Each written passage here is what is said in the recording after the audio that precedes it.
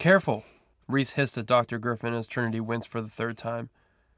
Griffin glanced up with a warning. I can't be any more careful, sir. Luna's not wincing because of me. She's wounded. I'll kill them, Reese swore. Trinity squeezed her eyes tighter. It's fine. It just hurts. Griffin lowered his hands from her head to look at Reese again. I won't know anything else without a scan. I'm guessing you want to avoid that? Werewolves had healing properties that Trinity didn't have. The only medical scans they did were to make sure that bones could be set properly before they healed in the wrong position. Do you think she needs one? Reese asked. Head injuries are tricky, sir. We wouldn't want to wait until things get worse. Trinity groaned. It's probably nothing. I just want to take a pain pill and sleep. And if you have a concussion and never wake up? Reese asked her. At least the pain will be gone, she mumbled. Reese growled, but Trinity didn't even have the energy to roll her eyes at him. She huffed. If you're so worried, you can monitor me. Wake me up if I stop breathing. Not funny, little bunny. Griffin chimed in. She's not wrong. If you check every few hours, then fine. But if she has any problems with her vision or balance, then we need to get her to a real hospital, immediately. Do you understand? Yes. Trinity and Reese answered together. Griffin opened his bag to retrieve a small vial. One dose will be enough. It won't wipe out everything, but that's a good thing. Pain is there as a warning sign. She lifted her hand to him, opening and closing it like a child for a bottle. Her annoyance slipped into her voice. Yeah, pain good, death bad. Please, I need this to stop. Goddess, she sounds awful. Reese grimaced at her pain. Griffin checked in with Reese and the Alpha nodded. Griffin quickly filled the syringe with the medicine and motioned for Trinity's arm. He found her vein and pierced it with the needle. Reese watched the plunger go down and felt his stomach tighten again. That won't be too much? He asked. Griffin shook his head. Just enough to get her some relief so she can fall asleep. You won't have to do much when you check on her. Make sure she's breathing and can speak without slurred speech, then let her rest again. If all goes well, then we won't have to see each other anytime soon. Trinity grinned at him. Thank you, Doctor. Reese walked Griffin out of the room and shut the door behind him. Reese trusted Griffin. He was one of the few people that Reese trusted with his mother. Still, he needed to make sure that no one knew about the attack. Not until he knew what was going on. Griffin, Reese began in his Alpha command voice. You can't tell anyone what happened here. Griffin nodded, though he was forced to obey anyway. Of course, my Alpha. Reese clapped the doctor on the shoulder gratefully. Reese? Riley called from down the hall. Reese turned again to face his cousin. Yes? He couldn't handle any other bad news. I'm about to watch security footage. I waited in case you wanted to see. Reese didn't just want to see it. He needed to. He had to understand how this attack happened. Lead the way. The security room at Riley's Alpha house was smaller than the one at Reese's. It made sense, given that Riley's estate was smaller too. It still had plenty of cameras and security precautions, though. They had at least 3 angles of the front of the house, which let Reese see exactly what happened there. He growled well as the first attacker snuck up behind Trinity. She managed to fight him off well, but once the others surrounded her, there was nothing she could do. She was outnumbered. Riley whistled appreciatively. She's a fighter, your Luna. But she lost, Reese snapped. I was right. She's too weak to be my Luna. Riley barked at him. Reese! Look at her!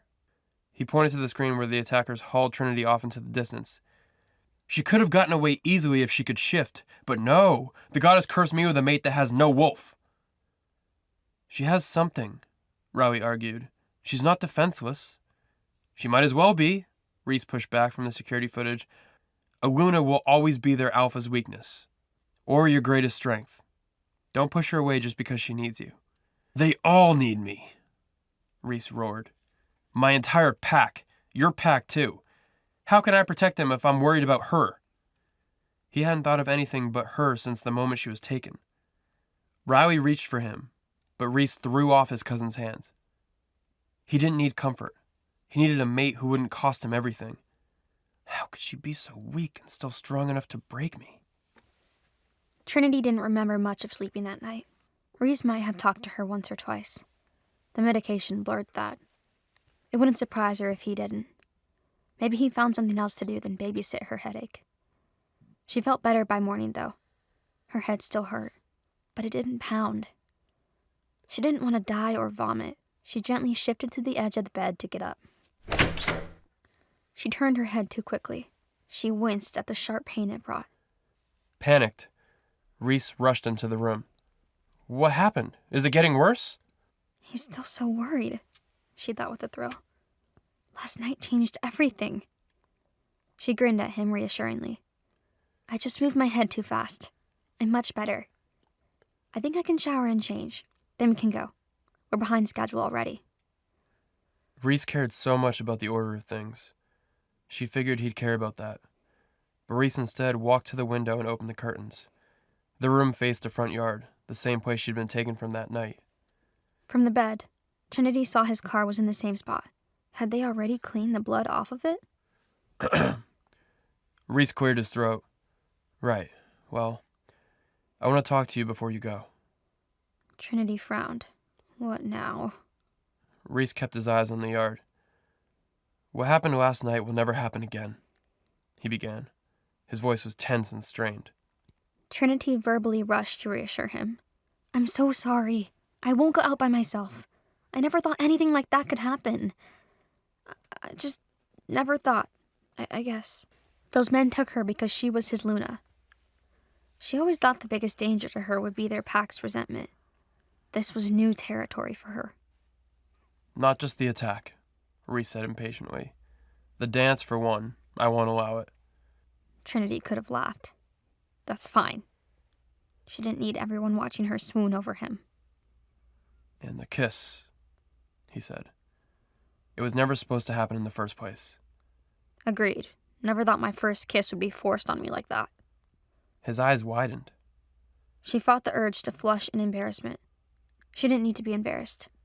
Plenty of people waited until they found someone they actually wanted to kiss and touch. She mostly felt embarrassed that a part of her wanted to do it again. He barreled on. Last thing. I won't save you next time. Trinity's heart sank at those words. He spoke faster at that. Either you save yourself, or don't put yourself in a reckless situation, or call your guards. She dropped her eyes to the floor. Did he really hate her that much? After all this? I'm sorry I'm such a burden to you, she said. He scoffed in disbelief. You're more than a burden. Her eyes snapped up to meet his in shock. Reese's eyes were filled with anger and disgust. You take and take. Your party, your rescues, and even this conversation is trying every piece of me. How could the goddess do this? How could anyone... How could anyone what? She demanded. Tears welled in her eyes, and she blinked them back defiantly. Love someone like you, he finished. Everything in her shattered.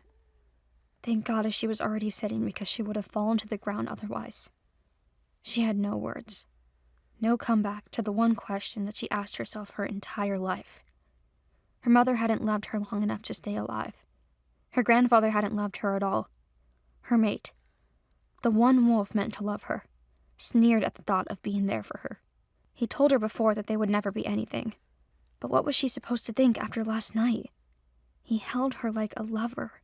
He kissed her with a heat that she could still feel underneath her skin. But none of that mattered to him. None of that changed anything.